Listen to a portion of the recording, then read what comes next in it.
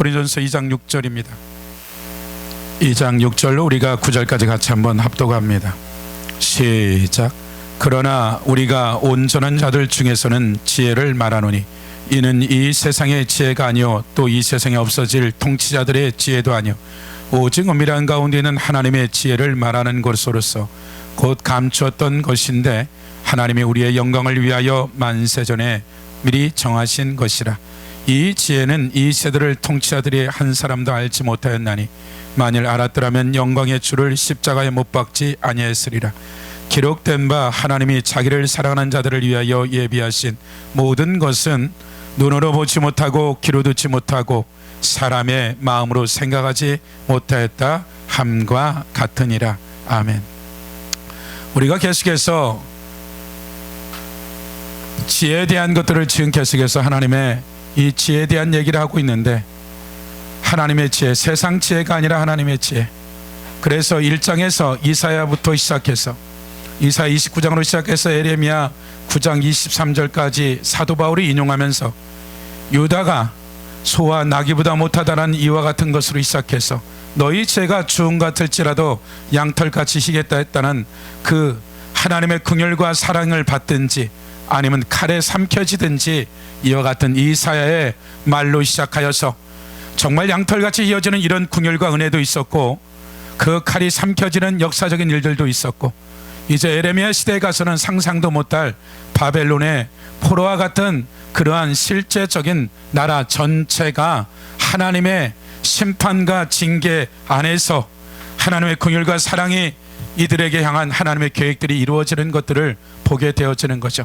말하자면 고린도 교회 너희가 지금 마치 유다의 이사야 때서부터 에레미야 같은 이와 같은 전반적인 일들이 고린도 가운데 이루어졌는데, 우상 숭배로 3,000명이 죽게 되어지고 음행으로 말미암아 24,000명이 죽게 되어지고 하나님을 시험해서 뱀에 물려 죽게 되어지고 지도자에 대한 원망과 반역으로 말미암아 땅이 산채로 갈려지고 향로에 불이 나와 태워 죽는 250명의 족장의 일들이 모세 때만 이루어진 것들이 아니라 지금 고린도 교회에도 동일하게 이런 일들이 일어나고 있다는 이 얘기는 동일하게 2019년도를 살고 있는 하나님의 예수 그리스도로 말미암아 구속되어진 하나님의 구원받은 하나님의 교회 가운데도 여전히 이 일은 하나님의 말씀이기 때문에 진행되고 있는 것들이죠.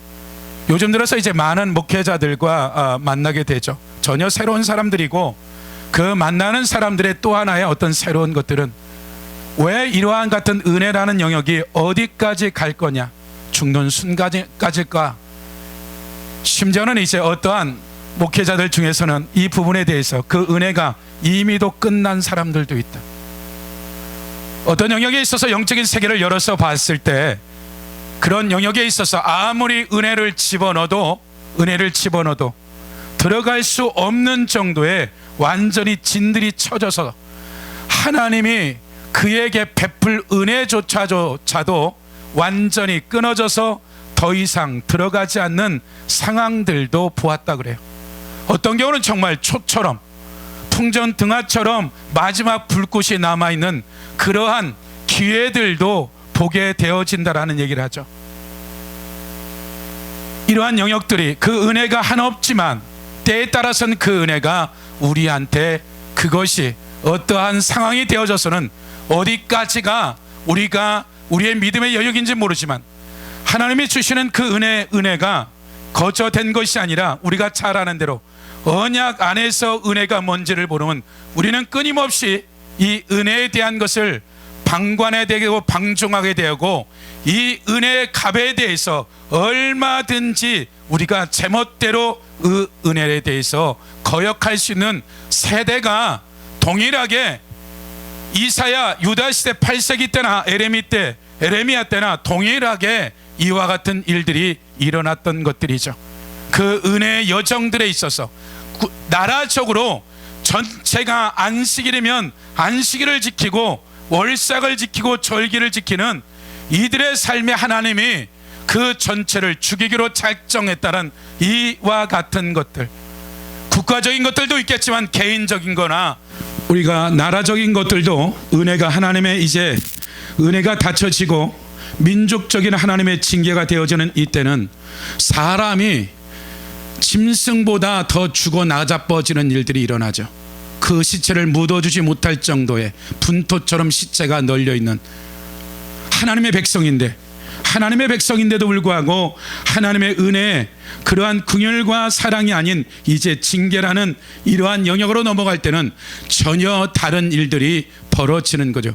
이것은 제 말이 아니라 성경에 기록된 이스라엘 백성의 구원받은 백성들에게 있어서도 민족이 됐던 개인이 됐던 왕일지라도 그가 세운 왕일지라도 하나님의 은혜의 줄기가 끝이 나시면 그에게 오는 삶에 대한 영역들은 상상도 할 수 없는 일들이 벌어진다라는 거죠.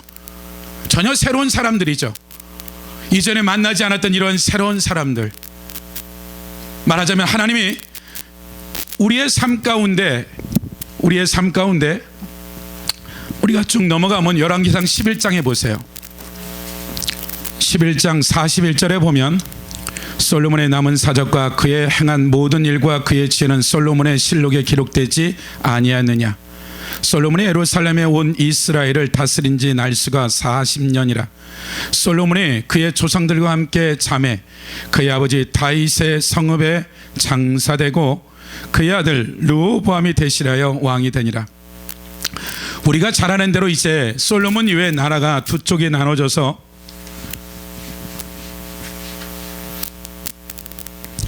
두 쪽으로 나눠져서 르호보암과 여로보암이라는 이와 같은 이 북이스라엘에 일어나는 사건들은 상상도 할 수 없는 일들이 벌어지죠. 하나님이 분명하게 나라를 쪼개서 10지파를 여로보암에게 준 거죠.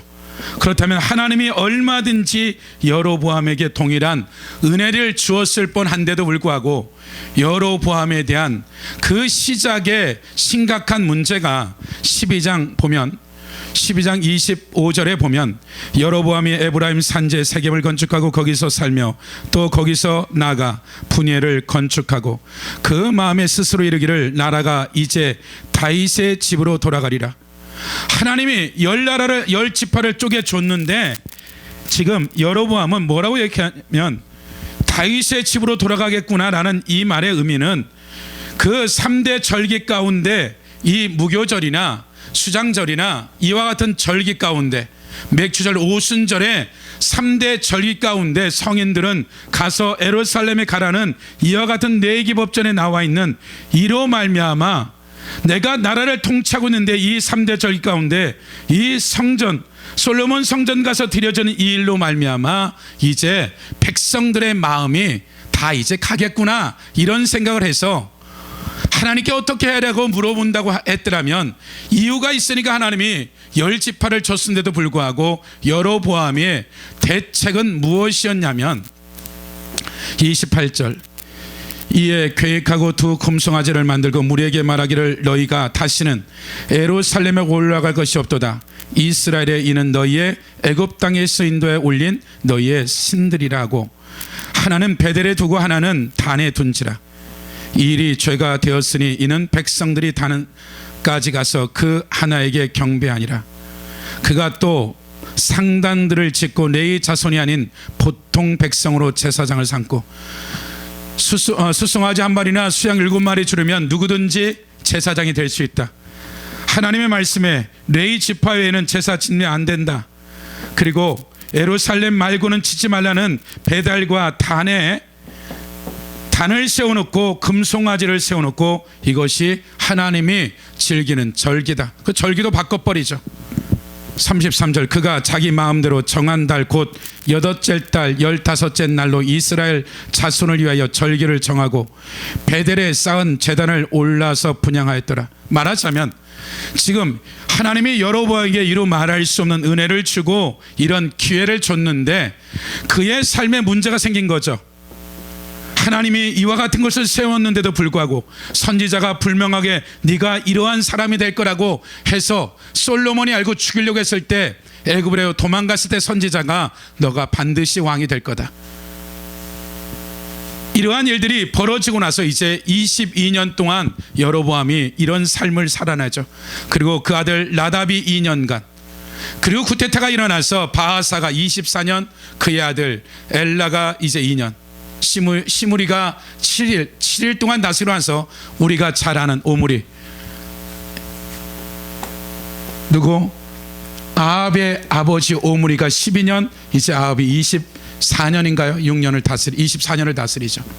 말하자면 지금 여로보암이 22년에 아들 22년, 바하사가 24년에 그 아들이 이제 2년을 다스려서 총 50년을 다스려요.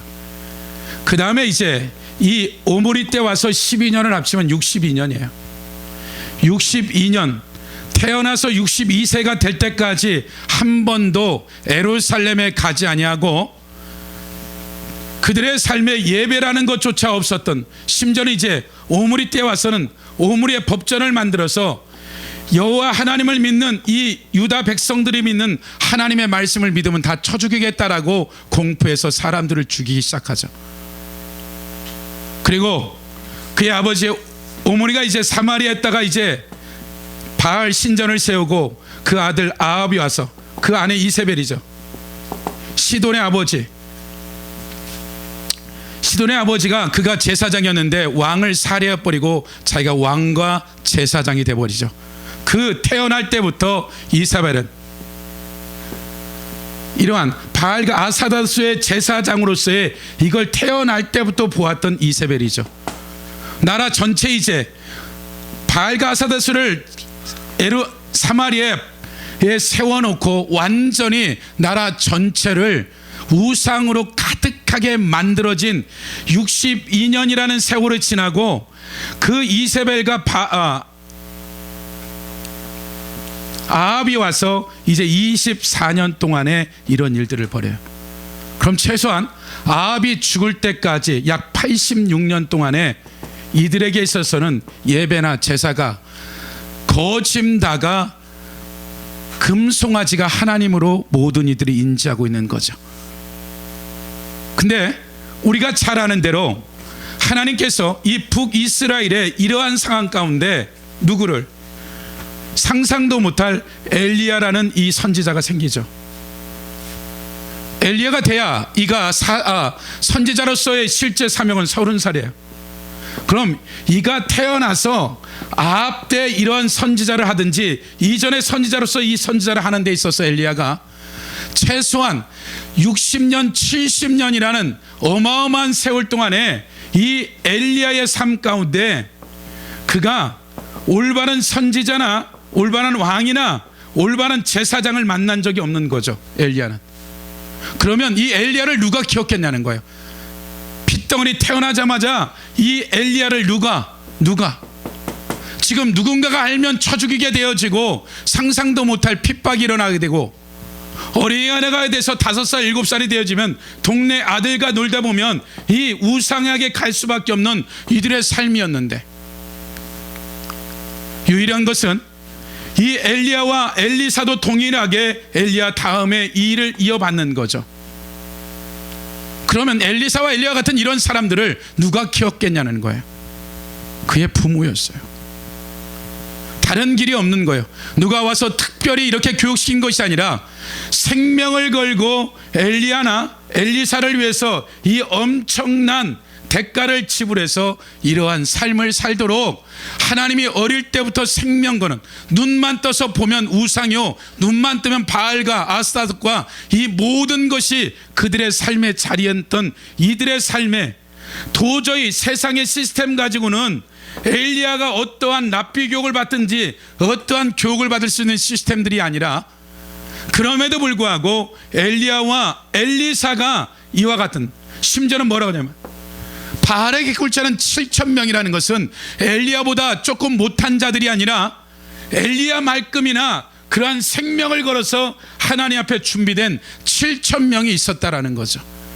나라는 쑥대밭이 되어지고 왕은 타락하고 거짓 선지자들이 있고 나라 전체가 말씀을 가르치는 것도 없는데도 불구하고 7,000명의 하나님의 사람들이 있었고, 이런 엘리야와 엘리사의 그 기본이 되었던 것은 디모데의 외조모나 루이스나 유니게라는 이와 같은 이들에게 있어서 디모데를 만들어냈듯이 엘리야와 엘리사는 어느 날 하늘에서 떨어진 것들이 아니라 하나님의 사람들에 있어서 그러한 선지학교도 불명하게 있지만 이 어릴 때부터 이들의 삶을, 그 삶에 영향력을 끼친 것은 다른 이가 아니라 자기 엄마와 아버지가 둘 다일 수도 있고 한 명일 수도 있고 반드시 그런 영향력을 끼쳤기 때문에 그들의 삶이 예배도 드릴 수 없고 제사도 드릴 수 없고 그런 죄악 가운데 가득한 이런 오므리같이 이제 오므리의 법전을 만들어서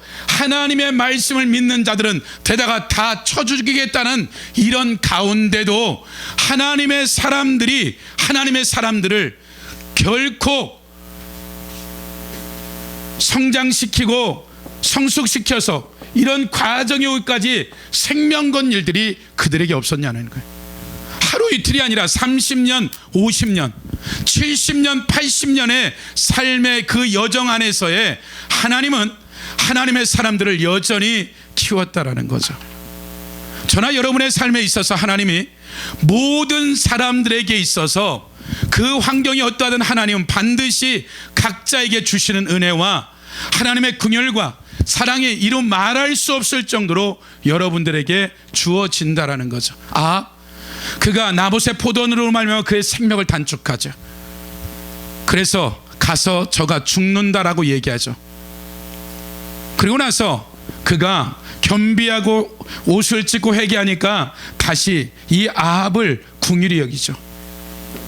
이런 연한들, 그러니까 우리의 삶에 어떠한 연한이라는 이 연한이라는 그 연한 가운데 아합이 되어졌던 어떠한 이 아합보다 못한 어떤 사람이 되어졌던지 간에 하나님은 끊임없이 그들을 사랑하시는 건 분명한 것 같아요.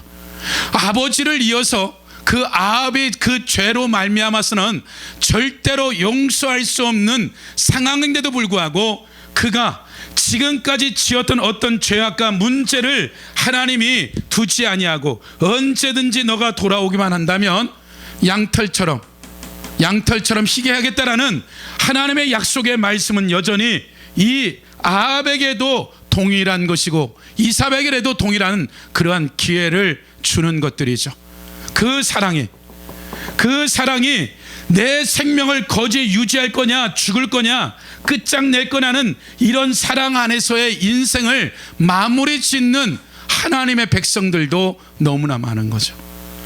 하나님을 사랑하는데 하나님의 사랑이 우리 가운데 주어지는 그 사랑이 하나님을 더 깊이 알고 성장하고 성숙해 가는 것들이 아니라 그 생명을 겨우 연명해서 그 기회를 줘서 그 삶을 돌이키기 원하는 그 삶조차도 그 기회를 놓치는 것이 성경에 기록되어진 아합과 같은 이와 같은 사람들이 한두 명이지는 않았을 거라는 거예요. 아하스, 그가 그의 아버지가 죽게 되어지고 그 할아버지가 죽게 되어지고 또 선지자를 보내서 너가 지금 이 땅 가운데 이런 징계를 받은 것은 내게 돌아오라고 징계하는 거야. 아하스가 끊임없이 이 부분에 어길 때 그 아들인 히스기야를 임마누엘을 두고 끊임없이 수십 년 동안에 돌아오라라고 얘기하지만 이 아하스는 끊임없이 그가 그의 삶의 자리 가운데 여전히 세상의 가치관과 기준을 가져가는 그의 삶이었죠. 왕이었지만 마찬가지로 하나님의 백성들이 하나님의 백성 앞에서의 하나님을 사랑하는 자들을 위해서 그래 네 죄가 주음 같을지라도 아합 네 죄가 너의 아버지로 봐서는 때려 죽이고도 남아야 될 건데 너의 마음에 진심한 그 마음에 내가 긍휼을 여기겠다는 이 긍휼 앞에서 돌이키지 않고 또 다른 삶으로 가버리죠. 겨우 조금 생명 영장하는 그 삶의 연역으로 이 인생들이 맞춰져. 아하스, 우시야, 요담 동일한 인물들이죠. 그러면 고린도 교회에서 하나님을 사랑하는 자들을 위해서 상상도 할 수 없는 또 다른 하나님의 사람들, 똑같은 하나님의 은혜를 받고 똑같이 살아가는 데 있어서 그들도 여전히 연약함이 있고 넘어짐이 있고 쓰러짐이 있는데도 불구하고 그들의 삶에 있어서는 상상도 못할 여정들로 들어가는 또 다른 하나님의 백성들이 있더라는 거죠. 그렇다면 아합이 되어졌던 다윗이 되어졌던 모세가 되어졌던 여호수아가 됐든 그들이 하나님 앞에 섰을 때 그들의 하나님의 공평하심과 하나님의 공의 앞에서 그 누가 하나님 앞에서 말하겠냐는 거예요. 우리가 하나님을 사랑하는 데 있어서 내 나름대로 나는 내 수준 안에서 얼마든지 사랑할 수 있는 이 사랑이 내가 갖고 있는 성경적, 영적, 육적, 혼적인 경험의 내 수준 안에서 하나님을 사랑하는 것이 마치 대단하다고 착각할 수도 있는 거죠.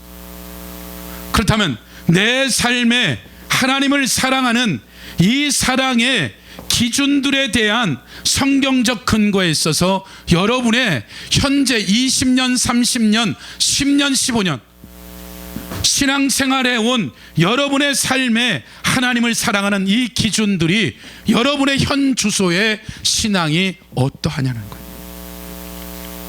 하나님은 여전히 사랑해요. 끝까지 사랑할 거예요. 그러나 그 사랑의 결과는 상상도 못할 차이가 있는 거예요. 성경에는 모든 사람에게 공평하게 공의롭게 균등한 하나님의 그 때에 따라서 하나님 은혜를 주는 건 분명한 것 같아요.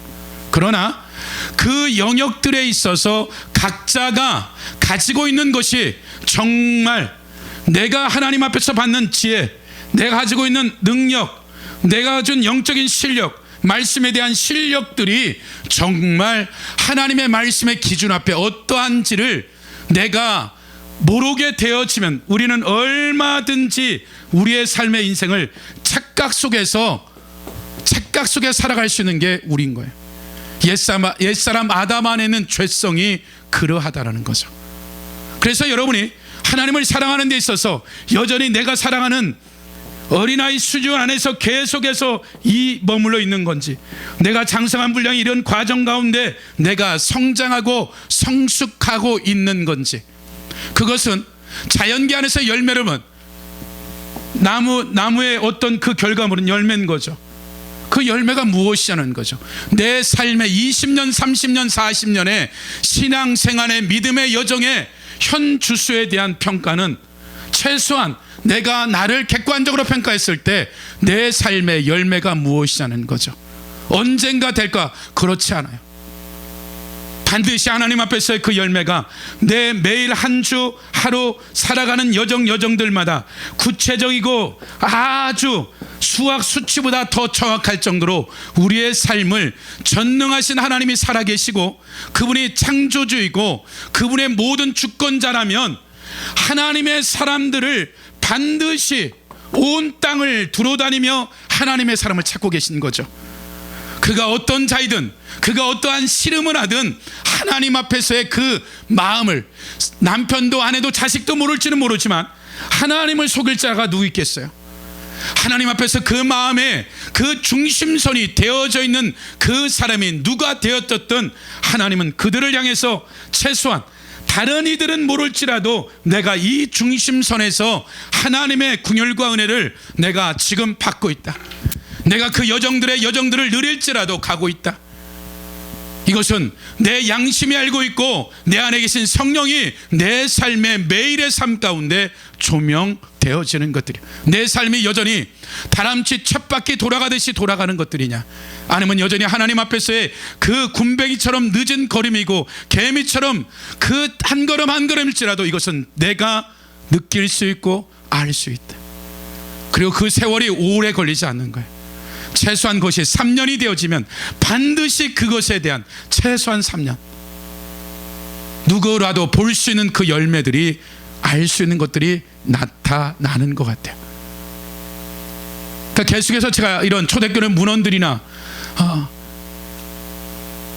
하기 싫은 공부를 하는 거죠. 900페이지 800페이지 되는 책들을 주는 거죠. 목사님 이거 보세요, 필요할 것 같아요. 억지로 읽는 거죠. 뭐 읽으면서 그러는 거야. 하나님 그냥 성경만 봤으면 좋겠다. 머리가 너무 아프다. 유대 문헌 알렉산드르 대항 때 70인역 번역한 그때서부터 해가지고 왜 이거 SNF가 생겼고 근데 계속해서 이것을 그냥 덮을 수가 없는 거죠. 당장에 필요한 것은 아닌데 하나님이 하라고 했으니까 내가 합니다. 그러니까 여러분의 삶에 이것이 하기 싫은 일이든 하고 싶은 일이든 여러분의 삶을 디자인하는 것과 여러분의 삶을 이끌어가는 하나님이에요. 그래서 여러분이 원하는 것들을 하는 것들이 아니라 성령이 여러분의 삶을 너무나 잘 알기 때문에 요셉이 원하는 그러한 꿈을 완성하는 것이 아니라 하나님의 방법대로 꿈을 완성해가는 여정들 가운데 한 치 앞을 내다볼 수 없다. 지난 것에 대해서는 설명할 수 있고 이해할 수 있지만 현재 왜 이런 사람을 만나고 이런 삶의 자리 가운데 하나님이 좀 편하고 낮은 길을 갈 수 있는데도 불구하고 하나님은 우리를 밀어넣는 거죠. 사건과 문제 앞에 밀어넣어서 끊임없이 우리를 다루기 시작해요. 그것이 하나님의 지나고 남은 사랑이고 알 수 없는 손길인데 그 여정의 여정들마다 지나고 나면 상상도 못할 것들이 하나님이 여전히 준비하고 있더라는 거죠. 제가 갖고 있는 것 중에 하나는 뭐냐면 내 귀에 2번 이상 들리면 그때는 내가 심각하게 생각하죠. 2번 이상 내 귀에 들려지면 그때부터는 주의 종이 되어졌던 목회자가 됐던 누군가의 2번 이상 들려지면 그걸 가지고 심각하게 고민을 하죠. 그리고 그것에서 기도하게 되어지고 결정되어지면 그것이 하나님으로부터 왔다라고 결정되어지면 그것은 내가 목회하는 여정 중에 한 번도 타협하거나 그것에 대해서 길을 한 번도 돌이킨 적이 없어요. 결정되어지면. 그래서 구조적으로 그러기 때문에 하나님 그럼 내가 공부를 해보죠. 나머지는 하나님이 알아서 하세요. 이해가 되든 되지 아니하든 내가 10번이고 20번이고 보람 보겠습니다. 이유가 있겠죠. 그러면서 어젯밤에 하나 알게 된 게 초대교회가 5세기 전까지는 나누어지기 전까지는 카톨릭과 나누어지기 전까지는 그들이 신약 성경이 생기고 나서 일주일에 신약 성경을 한 번 읽었다는 거. 월, 화, 수, 목. 마태, 마가, 누가복음을 읽고 사도행전서부터 계시록까지는 금, 토, 주일 3일을 읽었다는 것을. 누가? 그렇게 초대교회 때 그들이 성경을 읽을 때 신약이 나왔을 때 했던 일들이죠. 그건 언제적 얘기인데. 그러니까 위로가 되는 거죠. 이것이 그냥 자연스러운. 심지어는 토요일이 되면 그 부활을 기대하며 해가 지면 새벽에 해 뜰 때까지 구약의 예언서들을 보기 시작했고 그들이 3명, 5명이 모여서 예언서를 볼 때 실제 그들의 삶에 이사야를 읽을 때 이사야 선지자가 오게 되어지고 에레미야 읽을 때 에레미야가 나오게 되고 수많은 것들에 대한 자료들이 있는 거예요. 나도 내 나름대로 성경을 읽었는데 그 정도가 아니었구나. 하나님 앞에서 이들이 가지고 있는 도대체 하나님의 사랑과 열정과 사모함이 도대체 어디까지였는가라는 것들을 하나 둘씩 보게 되는 거죠. 저나 여러분의 삶에 여러분이 하나님을 사랑하시는데 어떠한 길을 가고자 원하시는 것은 여러분들이 선택해야 돼요. 여러분들이 1년, 2년, 3년이라는 이 삶의 여정들 가운데 여러분이 하나님을 사랑하는 이 사랑이 둘 중에 하나인 것 같아요. 아하스나 우시아나 요담이나 이러한 삶을 여전히 하나님의 사랑 가운데 그들에게 왕으로까지 권세를 주고 기회를 주지만 그들은 이 땅의 영광에 살다가 끝나버린 거죠. 똑같이 사울에게 40년, 다윗에게 40년, 솔로몬에게 40년의 삶의 결과는 아버지의 어마어마한 대가를 지불하고 솔로몬에 대한 이 영광을 주었지만 이 결과는 하늘과 땅이죠. 더 심각한 것은 아합과 이세벨과 이와 같은 이들에게 있어서 하나님은 동일한 은혜를 주었고 80년 가까운 처절한 그 우상 숭배 가운데 수넴 여인과 같은 자들도 있었고 엘리사와 같은 자들도 하나님이 있었고 그 땅 가운데 예배도 없고 제사도 없고 레위 지파도 없는 그들에게 있어서 누가 바알에게 꿀차는 7,000명의 이러한 엘리야와 같은 자들이 있었다라고 성경은 얘기하는 거죠. 그렇다면 하나님은 우리의 환경과 상황과 어떠한 문제가 아니라 이것은 각자에게 있어서 하나님 앞에 여러분이 선택해야 될 목 같아요. 더더욱 예수 그리스도가 오셔서 이 신구약 66권을 완성해서 우리에게 주었고 히브리어는 헬라어도 아니고 아람어도 아니고 한글로 번역해서 우리에게 주었고 또한 성령이 우리 안에 들어와서 우리를 도와서 우리의 인생을 이끌어 나가겠다고 한 이 엄청난 역사들 가운데 우리가 100년 200년 사는 것들이 아니라 하나님이 우리의 곳곳에 숨을 거두면 내일 아침에라도 하나님 앞에 서야 되는 거예요. 이 땅에 수만금의 수억억의 수천억의 돈이 우리를 평가하는 것들이 아니라 하나님의 기록된 말씀의 근거에 의해서 우리의 영원한 삶이 결정되어지는 것들이죠. 공평하시고 공의로운 하나님이 그 누가 되어졌든지 하나님의 그 사랑은 끊임없을 것이고, 그 사랑에 어떻게 사랑할 건지에 대한 반응도 각자가 결정하고 선택할 부분들이, 그 사랑을 내 인생을 아합이나 아니면 우시아나 요담처럼 그렇게 내가 사울처럼 살든지, 아니면 다윗과 모세와 여호수아 갈렙처럼 살든지, 그것은 아나니와 삽베라처럼 살든지, 그 선택은 고린도 교회 그렇게 은혜를 받았는데 우상숭배, 음행과 시험과 거역에 대한 이것 때문에 고린도 교회도 여전히 모세 시대와 다른 별다름이 없었다네. 그렇다면 구원받지 않는 자들이 아니라 구원받은 백성들 안에서의 그 은혜와 사랑과 긍휼의 차이가 한이 없고 끝이 없다라는 거예요. 그렇다면 여러분들이 여러분의 삶에 하나님에 대한 사랑을 어떻게 할 건지에 따라서 하나님은 얼마든지 어느 때든지 내가 얼마든지 기회를 주겠다. 사울 얼마든지 기회를 주겠다. 솔로몬에게도 기회를 주겠다. 그 기회 준 그 연한이 끝나게 되면 하나님은 저나 여러분에 대한 그 부분에 대해서 계산을 해야 되는 거죠. 이 땅에 살아있는 동안이에요. 그래서 여러분이 하나님 앞에 긍휼을 구하고 은혜를 구해야 되고, 그 하나님의 사랑을 은혜를 받았을 때 그것을 가볍게 여기지 아니하고 세상의 어떤 가치보다 존귀하게 여겨서 그 사랑 앞에 여러분이 순복하고 순종하게 되어졌을 때 여러분에게 일어날 일들은 상상도 못할 거예요. 모세에게 너는 신 같을 것이다. 누구에게? 바로에게. 네가 바로 하나님이다. 너를 건들 자가 없다. 그 앞에서는 모든 박사 술객들이 다 깨져나고 죽게 되는 거죠. 여호수아, 너가 이제 가나안을 통치하는 거야. 네 입술에 나오는 것이 곧 통치야. 다윗을 통한 온 나라와 그 온 백성들의 통치가 이루어지죠. 그리고 베드로는 그런 얘기를 하죠. 너희가 왕같은 제사장이다. 지식으로만 왕같은 제사장이냐? 아니요, 실제 그 통치가 이루어졌죠. 베드로에게도 이루어졌고 우리의 삶에. 그렇다면 우리를 왕같은 제사장이라는, 죽어서 내세 왕같은 통치자가 아니라 이 땅에서의 여러분에게 맡겨진 하나님의 통치와 권세가 하나님은 시대들마다 일어났죠. 아합이 왕이지만 하나님의 그 대리를 못했을 때 누가? 엘리야가 그 선지자로서의 그 왕권과 같은 그 입술의 권세를 가지는 거죠. 그 수의 문제가 아니라 엘리야가 갖고 있는 이 선지자의 역사적인 힘과 능력들. 예수 그리스도가 이 땅에 와서 그가 세워진 그 왕의 통치가 어떻게 되는지를 우리에게 가르치고, 첫 창조와 새 창조에 대한 이 통치와 권세를 우리에게 주셨는데, 이 권세를 우리가 어떻게 사용할 거냐는 거죠. 이렇게 그 통치와 권세를 특별한 사람만이 아니라 모든 사람들에게 이 통치와 권세와 영적인 세계를 주고서만이 아니라, 특별한 사람에게 각자의 달란트가 다르기 때문이 아니라 모든 이들에게 창세 전에 이 모든 것들을 우리를 선택해서 주고자 한 이 모든 것들.